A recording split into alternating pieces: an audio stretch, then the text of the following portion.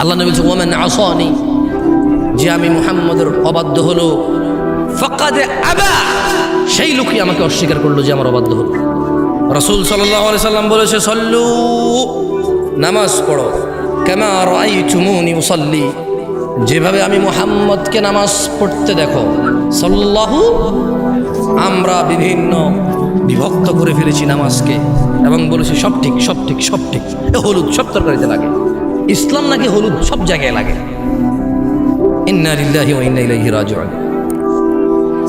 এই সাউন্ড কি কোনো সম্ভব না বন্ধ করা, বিরক্ত করে কনসেন্ট্রেশনটা কষ্ট। আউযু বিল্লাহি মিনাশ শাইতানির রাজিম। সবাই বলে আল্লাহুম্মা সাল্লি আলা মুহাম্মদ, আল্লাহুম্মা সাল্লি আলা মুহাম্মদ, আল্লাহুম্মা সাল্লি আলা মুহাম্মদ। আর কিপটামি করেন না। আল্লাহ নবী বলছে একবার দুরূদ পড়লে 10 বার নেকি হয়, 10টা রহমত নাযিল হয়। তো কিপটামি করেন না, পড়বেন। হাঁটতে উঠতে বসতে যখনই মনে হবে যে একটু অসুবিধা আছেন, খালি ইস্তেগফার করবেন আর দুরূদ পড়বেন, আল্লাহকে ডাকবেন। ওয়াল্লাহি আপনার প্রয়োজন উনি জানে কি না? জানে। একবার পুরো যত প্রয়োজন আছে সব জানে। কি বলেন, আসলে কি? মনের খবরও জানে। তারপরে কালকে যে প্রয়োজন হবে সেটা আপনি জানেন না, ওটাও জানে। তাহলে বলেন লা ইলাহা ইল্লাল্লাহ সুবহানাহ, তিনি পবিত্র। তিনি কি পবিত্র? তো শুনুন, গাজীপুরবাসী, নয়াপাড়ার মানুষ, তাহলে যে ব্যক্তি আল্লাহর রাসূলকে অনুসরণ করে সে কোথায় যাবে? আর আল্লাহর রাসূলকে অস্বীকার করে কিভাবে? যে অবাধ্য হয়। যে কি হয়? অবাধ্য হয়। গাজীপুরবাসী, নূহ আলাইহিস সালামের দাওয়াতের কথা মনে পড়ে যায় যখন এখন তোমাদেরকে দাওয়াত দিতে এসেছি। জেনে নিও, নূহ আলাইহিস সালাম যার কথা তোমাদেরকে বলেছি যে 950 বছর শুধু দাওয়াত দিয়েছে। কি দিয়েছে জানো? এই যে আমরা জানায় লিপ্ত, মদে লিপ্ত, সুদে লিপ্ত, তাও সবাই জানা করে না, সবাই মদ খায় না, সবাই সব অপরাধে মারামারিতে লিপ্ত নয়, কিন্তু হারাম উপার্জন। এদেশে মানুষ মনে করে শুকর খাওয়া হারাম। কি মনে করে? কি মনে করে? শুকর খাওয়া কি মনে করে? কিন্তু অবৈধ টাকা দিয়ে হজ করে জমজমের পানি খাওয়া হচ্ছে হারাম, এটা মনে করে না। বুঝাইতে পারিনি মনে হয়। ও মনে করে জমজমের পানি কে রে হারাম হবে? কে বুঝাইতে পারি। আচ্ছা শুনেন, আমরা শুকর কি জন্য খাই না? কি এটা হারাম এই জন্য নাকি মনে চায় না তাই? কোনটা? এই সবাই কথা বলিয়েন, বুঝছেন, অসুবিধা নাই তো। শুকর হারাম তাই খাই না, তাহলে সিগারেট কেন খাই? ওটা হালাল। কি কোন তাহলে শুকর খান না? কোন করলেন যে হারাম শুকর খান না তাই? আমি আপনারা একবার একরকম কথা বলেন, এই জন্য আসলে মজা নাই কথা বলি। শুকর কেন খাই না? তাহলে মদ কেন খাই? মদ খাওয়া ছেলেটা কিন্তু শুকর খায় না কেন? নাম নিলে তো 40 দিন ওষুধ থাকে না। আমি গেছি এক জায়গায়, তো চট্টগ্রাম, আমি তো থাকি চট্টগ্রাম, বুঝছেন, ভেরি ডেঞ্জারাস এরিয়া। তো ডেঞ্জারাস বলতে না, ওই ডেঞ্জারাস না, আমি বলতে চাইছি খুব ধার্মিক এরিয়া আর কি, বুঝছেন। মানে যেভাবে ওনারা ধর্ম পেয়েছে, যেভাবে যে বোঝে, অনেকগুলো ফিরকা আছে ওখানে। বাংলাদেশের প্রায় সব জায়গায় আছে, কিন্তু তবুও চট্টগ্রাম তো একটু ভিন্ন। মানুষ ধর্মপ্রিয় বেশি। কি প্রিয় বেশি?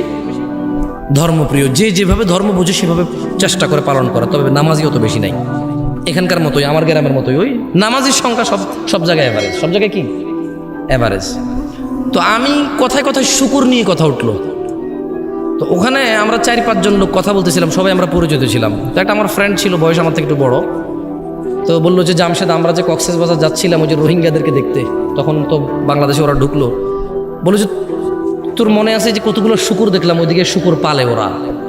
এখন পাশের জন্য বলতেছে যে তুই এমন জিনিসের নাম নিছিস, 40 দিন তো এবারে অজুই থাকবে না। কয়দিন? তা আমি বললাম যে 40 দিন অজু থাকবে না কেমনে? শুকুরের নাম নিলে 40 দিন অজু থাকে না, আপনি জানেন না? বললাম তো কেমনে কি? কোরআনের মধ্যে তো আল্লাহ শুকুর শুকুর করে এলো। হ্যাঁ, সূরা মায়েদায় শুকুরের কথা, শুকরকে শুকুরই বলছে, অন্য কিছু বলে নাই। শুকরকে শুটকি বলে নাই, ছাগল বলে নাই, শুকুরই বলছে কোরআনে। তাহলে কোরআনে হাফেজ যখন তারাবি পড়ে, খতমে তারাবি পড়ে, এ কি সূরা মায়েদা পড়ে না? আমি ওরা জিজ্ঞেসি, যখন হাফেজ তারাবি পড়ে, খতমে তারাবি পড়ে, সূরা মায়েদা পড়ে কিনা? কয় পড়ে। আমি বললাম তো সূরা মায়েদা পড়লে তো সে খিনজিরও বলে, শুকরের কথাও বলে, তো তার নামাজেই অজু শেষ হয়ে গেছে। 40 দিন তো তার অজুই থাকবে না, আবার তারাবি পড়াবে কেমনে সে? বুঝছেন ইসলামকে কিভাবে জানে এখানে মানুষ? হাসতেছেন আপনারা, দুঃখ লাগে না? আমি খুব দুঃখ পাইছি যে উনি বলতেছে কেন জামশেদ ভাই আপনি জানেন না শুকুরের নামে তো 40 দিন এই নামা মানে অজুই থাকে না। আল্লাহু আকবার। শোনেন, গাজীপুরবাসী ভালো হবেন, তাহলে কখন ভালো হবেন সেই সীমাটা বলে দিচ্ছি। আউযু বিল্লাহি মিনাশ শাইতানির রাজীম। বিসমিল্লাহির রহমানির রহিম। ইন্না আরসালনা নূহান ইলা কওমিহি আন আনযির কওমাকা মিন ক্বাবল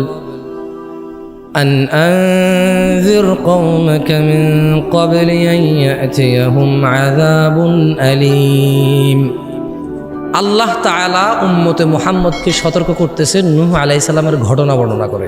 সতর্ক হবেন। গাজীপুরের মানুষ, তোমাদের রব বলছে ইন্না আরসালনা নূহান ইলা কওমিহি, নিশ্চয় আল্লাহ নূহ আলাইহিস সালামকে পাঠিয়েছে নূহ আলাইহিস সালামের উম্মতের কাছে, সম্প্রদায়ের কাছে। আন আনযির কওমাকা মিন ক্বাবলি আন ইয়াতিয়াহুম আযাবুন আলীম। আল্লাহ নূহ আলাইহিস সালামকে বলেছে, নূহ তুমি তোমার সম্প্রদায়কে সতর্ক করো, আল্লাহর কাছ থেকে ধ্বংস, বিপদ, আযাব আসার আগে সতর্ক করো। তাহলে সতর্ক কখন হতে হবে? সতর্ক কখন হতে হবে? বিপদ আসলে সতর্ক হয়ে আর লাভ। আল্লাহ তাআলা নূহ আলাইহিস সালামকে পাঠিয়ে বলছেন, নিশ্চয়ই আমরা নূহকে পাঠিয়েছিলাম তার জাতির কাছে সতর্ককারী হিসেবে, যাতে সে তার জাতিকে সতর্ক করে আল্লাহর পক্ষ থেকে গজব নাজিল হওয়ার পূর্বে। এবার নূহ আলাইহিস সালাম আল্লাহর থেকে ওহী পেয়ে বললেন কল, তিনি নূহ আলাইহিস সালাম বললেন ইয়া কওমি, হে আমার সম্প্রদায়, ইন্নী লাকুম নাযীরুম মুবিন, হে আমার সম্প্রদায় শোনো তোমরা, নিশ্চয়ই আমি নূহ তোমাদের জন্য একজন সতর্ককারী। আনি ইবুদুল্লাহ, আমি তোমাদেরকে সতর্ক করছি এই বিষয় যে তোমরা আল্লাহর ইবাদত করবে, ওয়াত্তাকু, তোমরা আল্লাহকে ভয় করবে, ওয়া আতিউন, এবং তোমরা, নূহ আলাইহিস সালাম বলছে যে আমার অনুগত্য করবে। তাহলে নূহ আলাইহিস সালাম তার জাতির কাছে কি জন্য গিয়েছে? সতর্ক করতে। কি জন্য? আযাব আসার আগে সতর্ক করতে। একটু আমার সাথে কথা বলিয়েন কেমন? আমি আগেই বলেছি খুব বেশি মজা পাবেন না, এটা শিক্ষার জায়গা। শিক্ষা মানুষের অত ভালো লাগে না, এটা প্রেশার ক্রিয়েট করে। দেখেন না, পোলাপান স্কুলে যেতে চায় না, পোলাপান কোথায় যেতে চায় না, চকলেট দেয়, কত কিছু দেয়, স্কুলে যায়। আর খেলার মাঠে গেলে আপনি খুঁজেও পান না, কোন মাঠে আছে তারা খুঁজেও পান না, পান। তো এখন আজকে এখানে শিক্ষা হবে, এটা ক্লাস হবে ইনশাআল্লাহ। আমি ওয়াজ করতে জানি না, হুদাই আমার নিয়ে আসছে।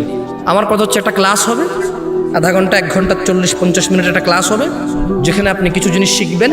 এবার সম্পূর্ণ আপনার নিজের অভিমত, নিজের ইচ্ছা, আপনি আপনার রবের পথ অবলম্বন করবেন নাকি ইবলিসের পথ অবলম্বন করবেন? আপনি নিজেকে সংশোধন করবেন নাকি নিজেকে উশৃঙ্খল রেখে আল্লাহর জাহান্নামের দিকে, আল্লাহর রাগের দিকে চলে যাবেন? সিদ্ধান্ত কার? আপনার। আর আমি কি করতে পারি? আপনাকে একটা জিনিস শুনাই, শিখাই যেতে পারি, ঠিক কিনা? তো শুনুন, নূহ আলাইহিস সালাম 3টা উপদেশ দিয়েছে। কয়টা? প্রথমে গিয়ে বললেন, হে আমার জাতি, আমি তোমাদের কাছে স্পষ্ট সতর্ককারী।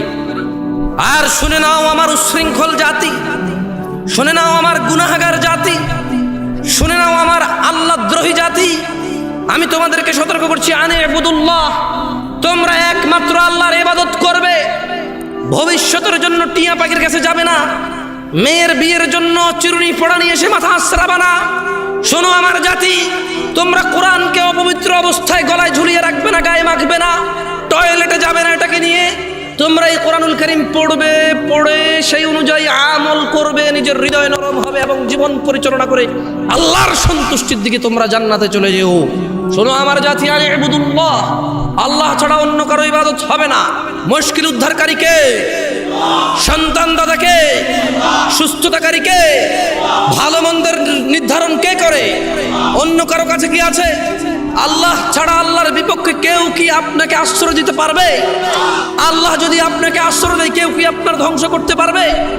আল্লাহ যদি আমার আর আপনার জন্য জাহান্নামকে নির্ধারণ করে, কেউ কি উদ্ধারকারী আছে? আল্লাহ যদি আমার আর আপনার জন্য জান্নাতকে নির্ধারণ করে, কেউ কি আমাদের হিংসা করে জাহান্নামে নিতে পারবে? তাহলে সবাই বলুন, আল্লাহ আমাদেরকে জান্নাত দিন। তো শুনে নিন, নূহ আলাইহিস সালাম তিনটা সতর্ক করেছিল, আনি ইবাদুল্লাহ, তোমরা আল্লাহর ইবাদত করো, দাসত্ব করো শুধু আল্লাহর। ওয়াত্তাকু, এবং যদি ভয় করতে হয় শুধু আল্লাহকেই ভয় করো। ওয়াতিউন, আর আমি নূহের অনুসরণ করো। আচ্ছা, আমাদের জন্য কি নূহ আলাইহিস সালামের অনুসরণ হবে নাকি মুহাম্মদ সাল্লাল্লাহু আলাইহি সাল্লামের অনুসরণ হবে? তাহলে ইবাদত কার হবে? ভয় কাকে করব? আর অনুসরণ কাকে করব? সুবহানাল্লাহ। তাহলে কয়টা দাওয়াত পেলাম আমরা এখানে? কয়টা পেলাম? তিনটা। আচ্ছা, নূহ আলাইহিস সালাম বলতেছে যে ওকে, এখন আমরা জেনা করি কিনা? আমরা জেনা করি না? মদ খাই না? সুদ খাই না?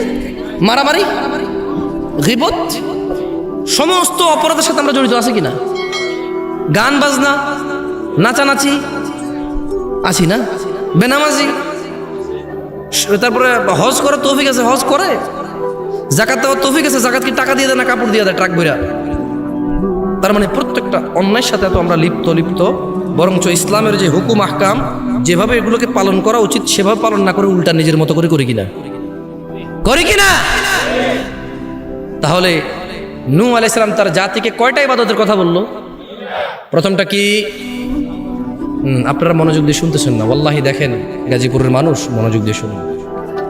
মজা না লাগলো ইনশাআল্লাহ আজকে শুনে যান, শিখে যান, দেখবেন জীবনে যেদিন ভালো হতে চাইবেন আপনার জানা থাকবে যে আপনি কিভাবে ভালো হবেন। যেদিন আপনার মনে হবে আল্লাহর ক্ষমার দরকার, সেদিন আপনি জেনে যাবেন কিভাবে ক্ষমা পায়।